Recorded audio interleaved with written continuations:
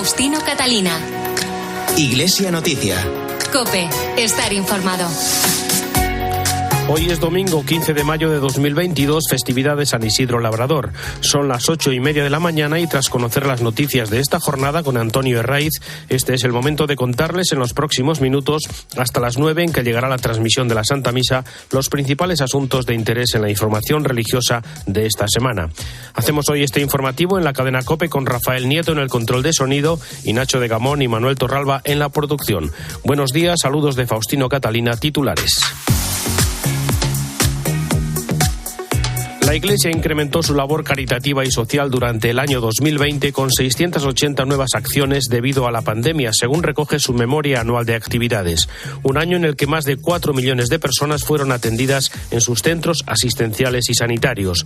Desde el Vaticano, donde esta mañana se celebra la ceremonia de canonización de 10 beatos, entre ellos Charles de Foucauld, recordaremos los mensajes del Papa Francisco para las jornadas de los ancianos y de los migrantes. El rey Felipe VI inauguró el miércoles en la Catedral de Plasencia la exposición Tránsitus de las Edades del Hombre, y en Madrid se abre hoy un año jubilar en el 4º centenario de la canonización de su patrono San Isidro. Faustino Catalina. Iglesia Noticia. COPE. Estar informado. La labor social de la Iglesia se intensificó y multiplicó con motivo de la pandemia y por eso durante 2020 desplegó 680 nuevas acciones asistenciales, sanitarias, educativas y pastorales, según refleja la última memoria de la Iglesia en España. Un año en el que más de 4 millones de personas fueron atendidas en sus centros asistenciales y sanitarios. Un año en el que los sacerdotes, religiosos y seglares dedicaron más de 41 millones de horas a la actividad pastoral en el acompañamiento, catequesis, la formación y las celebraciones. Un año 2020 en el que la actividad educativa en 2.419 centros concertados, con 1,5 millones de alumnos, supuso un ahorro al Estado de 3.895 millones de euros. Un año en el que la Iglesia dedicó más de 52 millones de euros a 471 proyectos de construcción, conservación y rehabilitación del patrimonio. Mientras tanto, las declaraciones a favor de la Iglesia en el IRPF arrojaron el segundo mejor resultado desde la puesta en marcha de esta fórmula en 2007, con una recaudación de 297 millones de euros. Nacho de Gamón, buenos días. Buenos días, Faustino. Una memoria que da cuenta de cómo la Iglesia duplicó cada euro destinado por los ciudadanos a través de sus impuestos. Esther Martín es la directora de la Oficina de Transparencia de la Conferencia Episcopal Española. Esta actividad de la Iglesia, asistencial con los más desfavorecidos, que genera un valor económico para la sociedad de más de 589 millones de euros, un valor que duplica lo recibido por la Iglesia en asignación tributaria. El secretario general de la Conferencia Episcopal Española, Monseñor Luis Argüello, ha dado las gracias por el trabajo y la generosidad de la Iglesia y la solidaridad para hacerlo posible. Primero, dar gracias por las aportaciones personales, por las aportaciones de tiempo, por el ejercicio de voluntarios, de personas consagradas, de sacerdotes, de diversos ministerios eclesiales, de la vida de personas que trabajan en Cáritas, en Manos Unidas, en ayuda a la Iglesia necesitada, en montones de organizaciones vinculadas a las congregaciones religiosas, en asociaciones de todo tipo, ¿no? Este agradecimiento, al igual que el agradecimiento a la sociedad española en su conjunto, ¿no? En declaraciones Herrera en COPE también recordó la aportación de la Iglesia a la sociedad a través del patrimonio. Se ha hecho un estudio de la repercusión económica que tiene estas inversiones que realiza la Iglesia en la creación de empleo y en la generación también de un valor añadido, ¿no?, de recursos para los diversos lugares donde este patrimonio existe y que atraen personas que vienen por diversos motivos, de peregrinación, de turismo, de deseo de conocer el patrimonio cultural, artístico de una comunidad, y eso supone sin duda un valor importante que yo creo que toda la sociedad reconoce. Y recordó Monseñor Argüello el empeño de la Iglesia en avanzar en las parroquias, las diócesis y la Conferencia Episcopal en el camino de la transparencia. Todos estamos empeñados en este compromiso de transparencia, primero en cada una de nuestras comunidades parroquiales, ¿no? Y después, ahora, como hacemos con esta memoria, que solo es el resumen de unos cuantos tomos que presentamos a la Administración Pública con el respaldo de toda la documentación, facturas y demás, para mostrar que el dinero que nosotros recibimos, tanto de la asignación tributaria como el que se recibe de los fieles, pues de la manera que esto es gastado. Y queremos además acudir a un auditor externo para que estos datos que nosotros presentamos, ellos puedan certificar que verdaderamente están respaldados con toda la documentación correspondiente. Datos de la memoria de una iglesia con 70 diócesis, 16.500 sacerdotes, 500 diáconos permanentes, casi 23.000 parroquias y 639 santuarios, 35.000 religiosos y más de 8.000 monjas y monjes de clausura, 10.600 misioneros y 4.741 cofradías, con más de 1 millón de cofrades. En la tarde del jueves, en la presentación de esta memoria, de estas cuentas anuales del año 2020, el presidente de la Conferencia Episcopal, el cardenal Juan José Omella, dio así las gracias. ¿Qué palabra puedo decir después de ver esta memoria? Yo creo que solo queda una palabra: gracias. ¿Gracias a quién? A ti que estás trabajando en todas las actividades de la Iglesia, a ti que eres catequista, a ti que eres misionero, a ti que eres sacerdote, a ti que formas parte de esta gran Iglesia, de esta gran familia que es la Iglesia Católica. Te doy gracias porque tú, con tu entrega, estás haciendo posible todo esto. Estás haciendo que el mundo cambie, que el mundo sea mejor. Pero quiero dar las gracias también a todos los que hacéis posible toda esa actividad. ¿A través de qué? De esa X en la declaración de la renta, a través de tus donativos, a través sobre todo de tu oración, pero sobre todo de tu entrega. Entre los testimonios recordamos el de Aurelio Carrasquilla, párroco de Nuestra Señora de Zarzaquemada en Leganés. 21 años de sacerdote, no he tenido 2 días iguales en mi vida. Desde la mañana hasta el mediodía son reuniones, preparaciones, animación, y después por la tarde es el gran momento que más me gusta, que es poder estar con la gente, sentarme con la gente. Es una parroquia pues que se fundaron en los años 70, por lo tanto es una parroquia que tiene vida desde las 10 de la mañana hasta las 9 o las 10, un poco más de la noche, y con los jóvenes se me alarga a veces hasta las 11 o las 12. Por lo tanto, cada día tiene su afán y tiene sus grupos, sus ilusiones, también su romper planes, porque te organizas el día y siempre hay alguien que viene pidiendo una confesión, que pide que les escuches un momento, pues esas cosas que rompen. Y hay que tener esa cintura suficiente para ir rompiendo los planes. Faustino Catalina. Iglesia Noticia. COPE. Estar informado. Tiempo ahora para la actualidad internacional, que comenzamos en el Vaticano, donde a partir de las 10 de esta mañana se celebrará en la Plaza de San Pedro la ceremonia de canonización de 10 beatos, cuya fecha se retrasó por la pandemia. Entre ellos están el carmelita Tito Brandsma, que murió en un campo de concentración, y el conocido sacerdote francés Charles de Foucauld. Nos vamos ya a Roma. Corresponsal Eva Fernández, buenos días. Buenos días. Hacía mucho tiempo que no se veía la Plaza de San Pedro tan abarrotada de fieles como ocurrirá hoy cuando se inicia la ceremonia. A estas horas hacen ya largas colas para pasar los controles de seguridad necesarios. La última vez que se celebró una canonización en la Basílica de San Pedro fue en 2019, cuando el Papa declaró santo al cardenal John Henry Newman.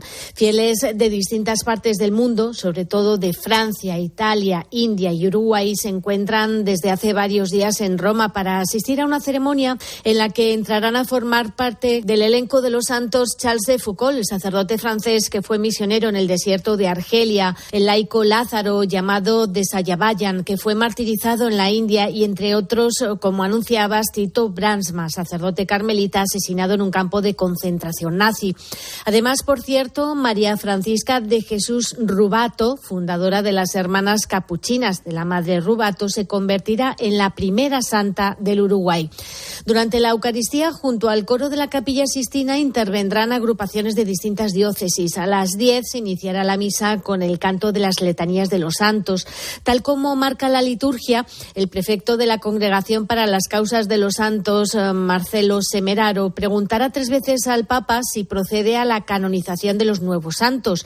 A continuación, el pontífice pronunciará la fórmula de canonización y a partir de ese momento sus nombres quedarán inscritos en el libro de los santos y serán venerados por toda la Iglesia.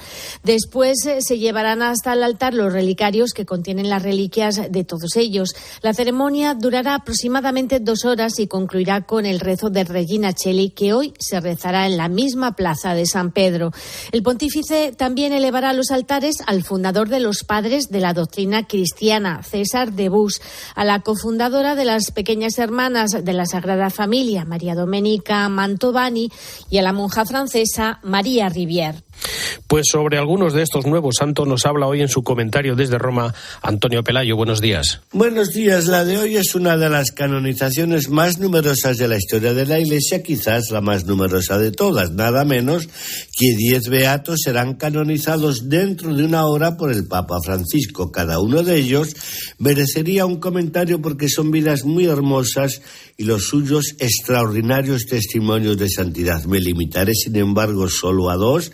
El carmelita holandés Titus Brandsma y el francés Charles de Foucauld. Del primero, que murió en el campo de concentración de Dachau en el 1942, cuando tenía solo 61 años, le he seguido la pista desde que fue declarado beato en el 1985 por Juan Pablo II en una ceremonia a la que tuve la alegría de poder asistir. Me sentí muy cerca a él por nuestra común vocación sacerdotal y periodística. Brandsma ejerció un periodismo riguroso y muy arriesgado en plena dictadura del nazismo en su país, y eso le llevó a la muerte. Ahora quieren que se le proclame patrón de los periodistas junto a San Francisco de Sales, y me parece una gran idea porque el periodismo necesita en estos momentos tan turbulentos más de un protector. Charles de Foucauld es un personaje fascinante, geógrafo, militar, explorador, lingüista, historiador. Pasó gran parte de su vida como un eremita en el Sáhara, entre Marruecos y Argelia. En el fortín de Tamanrasset, que había construido para proteger la vida de sus amigos tuareg, fue asesinado el 1 de diciembre de 1916. Después de una juventud bastante agitada, redescubrió la fe cristiana y se hizo trapense.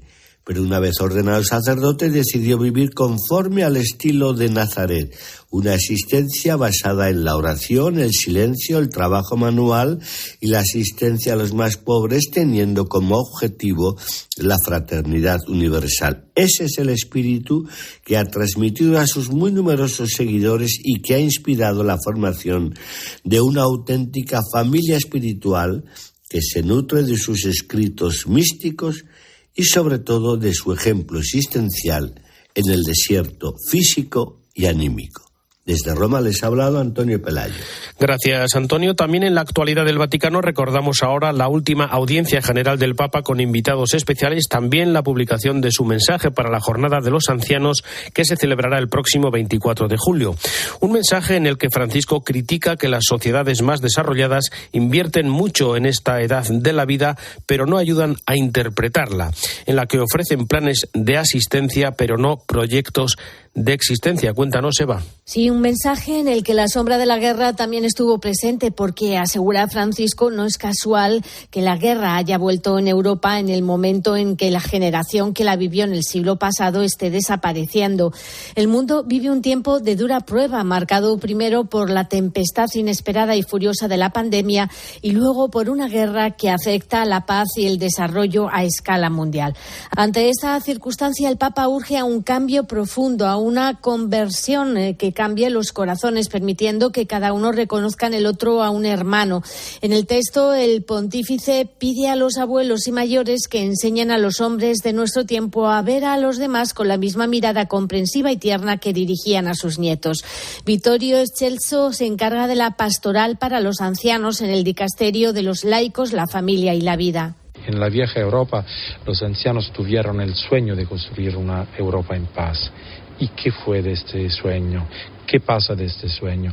Entonces, él confía a los ancianos un papel muy claro, que recen por la paz, que construyan la paz, y la paz se construye también enseñando a la gente a mirar a todos con los mismos ojos con los que ellos miran a sus nietos. Por cierto, que durante la audiencia general el Papa, continuando su catequesis sobre la ancianidad, nos animó a vivir con generosidad el tiempo que Dios nos regala, dedicándolo a su servicio en la entrega a los demás, y también lanzó estas preguntas. ¿Los hijos y los nietos se interesan por los abuelos? ¿Las personas mayores están dispuestas a compartir con los más jóvenes la riqueza de su sabiduría, a enseñar, a aconsejar, curar, a escuchar? ¿Nos esforzamos por remodelar las relaciones entre las generaciones a la luz del tiempo que vivimos? Al finalizar la catequesis, el Papa recibió a las esposas de 2 soldados del batallón Azov que combaten dentro de la acería de Mariupol. Pidieron ayuda al pontífice para que se pongan en marcha corredores humanitarios. Ese mismo día, el Papa recibió a los protagonistas de la fotografía ganadora del premio Pulitzer, en la que se ve a una niña corriendo por una carretera tras un ataque con napalm durante la guerra de Vietnam. Hace 50 años, el fotógrafo captó ese momento y tanto él como la entonces niña pudieron saludar al pontífice, quien les agradeció la labor que realizan por el mundo en pro de la paz. Y algunas pinceladas también de las palabras del Papa en los mensajes enviados a un congreso sobre la natalidad y en el mensaje de Francisco para la próxima Jornada Mundial del Migrante y del Refugiado. Cuéntanos, Eva. El lema escogido por el Papa para esta jornada, que se celebrará el próximo 25 de septiembre, construir el futuro con los migrantes y refugiados, no puede haber un mañana sin esta inclusión, invita a un cambio de actitud radical, puesto que la historia enseña que su aportación ha sido fundamental para el crecimiento social y económico de nuestras sociedades, y lo sigue siendo también hoy. En el texto, Francisco subraya que construir el futuro junto a ellos significa también reconocer y valorar lo que pueden aportar al crecimiento de un país. Fabio Baggio es el subsecretario del Dicasterio para el Servicio del Desarrollo Humano Integral, responsable también de la sección de migrantes y refugiados. Siempre hemos recordado en el Vaticano la corresponsabilidad global que tenemos hacia los que se han visto obligados a huir. Jamás dejar solo a un país, en nuestro caso, jamás dejar sola a una iglesia. Esta responsabilidad supone una ayuda e intercambio mutuo y recíproco para afrontar estas situaciones e intentar superarlas. También esta semana el Papa ha lanzado la alarma por la baja natalidad que existe en tantos países del mundo, entre ellos Italia y España. Según el pontífice, por un lado, el invierno demográfico es una auténtica emergencia social, no tan perceptible como otros problemas que ocupan la actualidad, pero es muy urgente. Cada vez nacen menos niños y eso significa empobrecer el futuro de todos. Palabras de Francisco en el mensaje que ha enviado a un encuentro celebrado en Roma, en el que han intervenido políticos de todas las corrientes, asociaciones, empresarios y medios de comunicación italianos. En el texto insiste en que en todos los niveles se promuevan políticas concretas destinadas a relanzar la natalidad y apoyar a la familia. Gracias, Eva. En el Vaticano se sigue de cerca la situación del cardenal Joseph Zen, obispo emérito de Hong Kong, de 90 años, que el miércoles fue arrestado y después puesto en libertad con fianza por las autoridades chinas. Fue detenido junto a otras 4 personas dirigentes del llamado Fondo de Ayuda Humanitario 612, que ayudó a los manifestantes que fueron arrestados durante las protestas a favor de la democracia y contra China en 2019. Faustino Catalina. Iglesia Noticia. COPE. Estar informado. UMAS, mutua especialista en seguros para el sector educativo. Ofrecemos una solución integral para los colegios y guarderías. Daños patrimoniales, responsabilidad civil, accidentes de alumnos. Más de 800 centros ya confían en nosotros. Visítanos en umas.es. UMAS, más de 40 años de vocación de servicio. Faustino Catalina. Iglesia Noticia. COPE. Estar informado.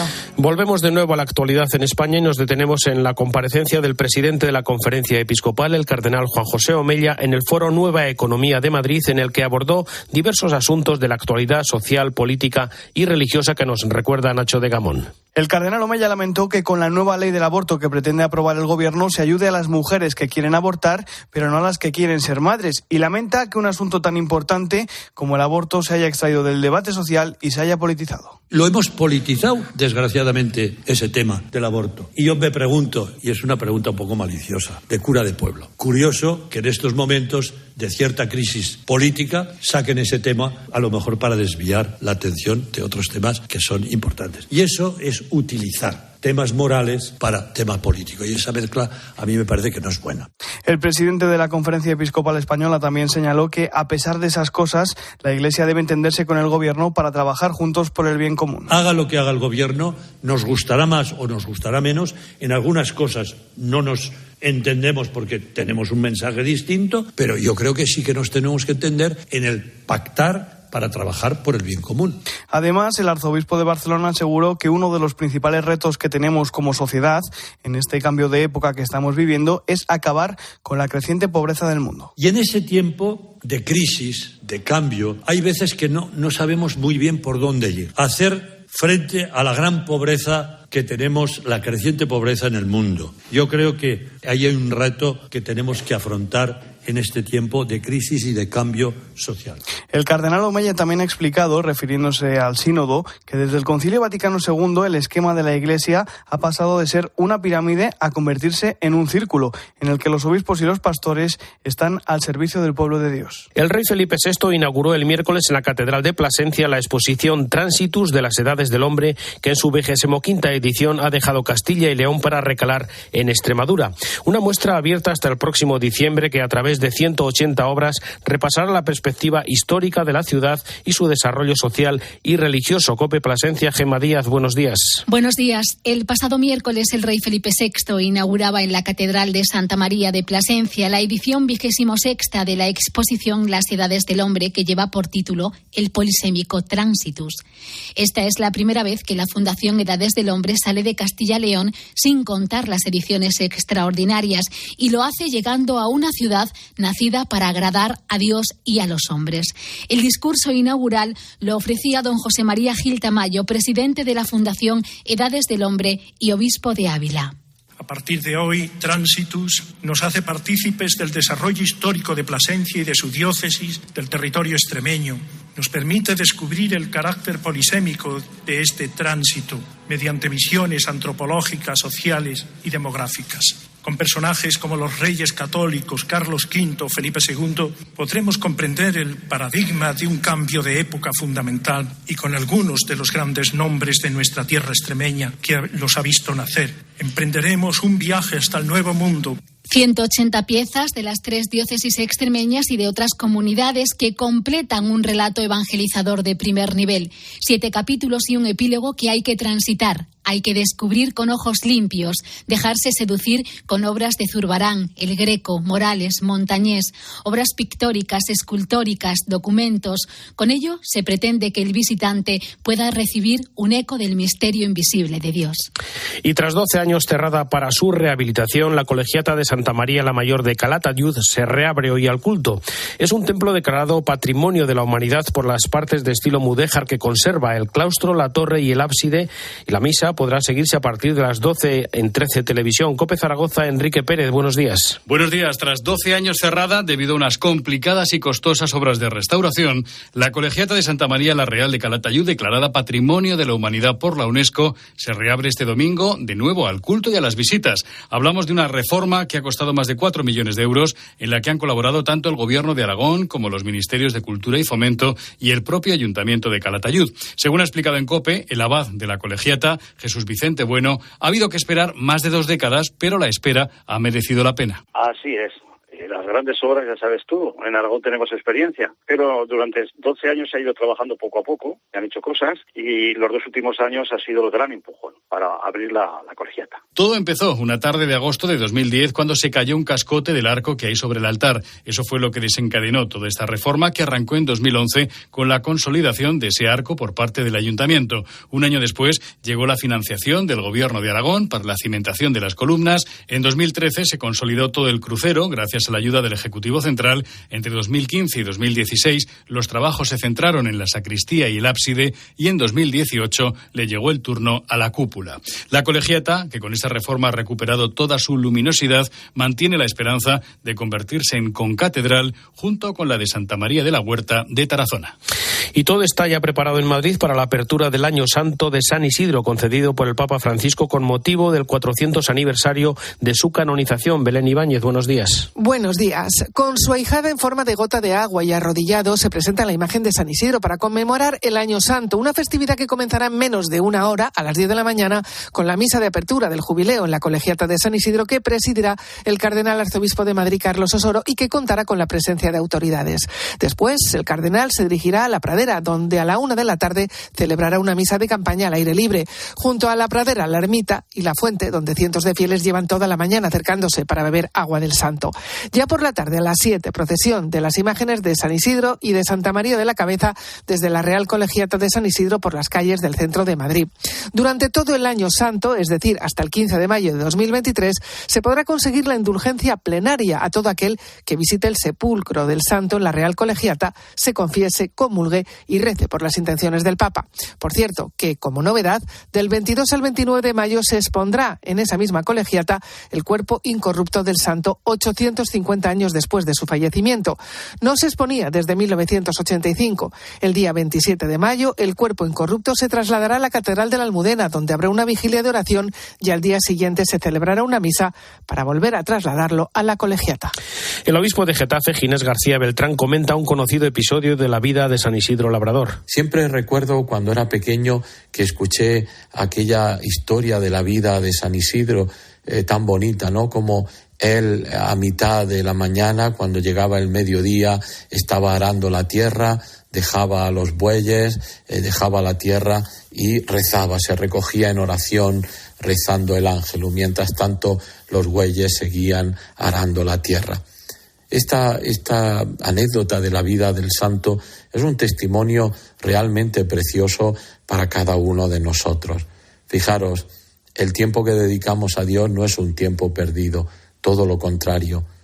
El tiempo que podemos dedicar a Dios repercute para bien en nuestra obra diaria, repercute en nuestra familia, repercute en nuestro trabajo, repercute en las relaciones humanas y sobre todo repercute en nosotros.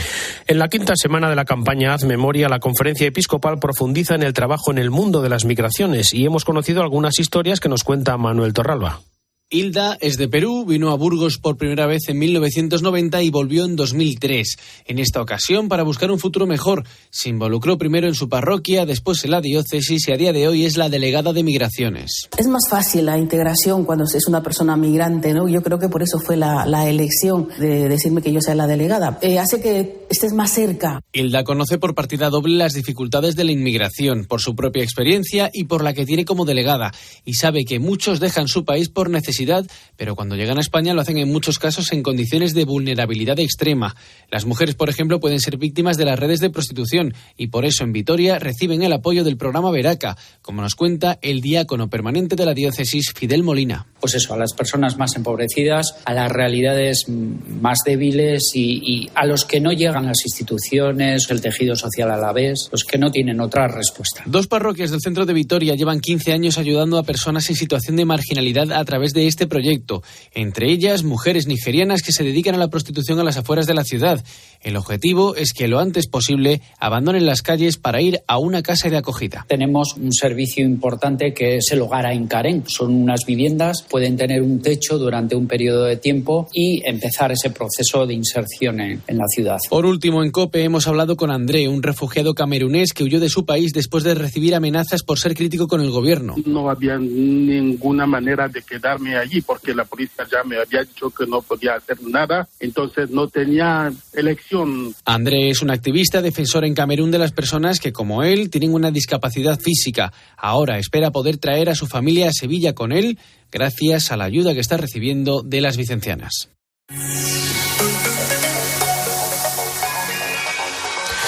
Domingo 15 de mayo de 2022, hasta aquí el informativo Iglesia Noticia, programa 1776, tras la última hora de la actualidad, la Santa Misa hasta dentro de 7 días. Un saludo de Faustino Catalina.